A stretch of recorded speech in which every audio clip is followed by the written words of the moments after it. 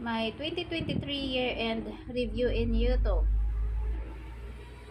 So, congratulations on a fantastic 2023 on YouTube. Here's a look back on how you've grown as a creator.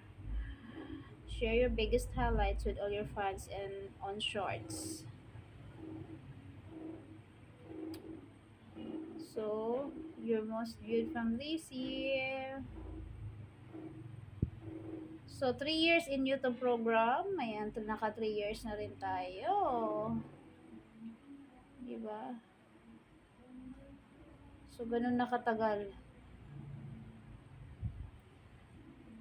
Nag-start ang pandemic. Sino mag-aakala na maka 3 years din tayo? Karamihan kasi sa mga kasamahan ko noon ay wala na sila. Diba? O, taka 3 years tayo guys. Congrats sa atin.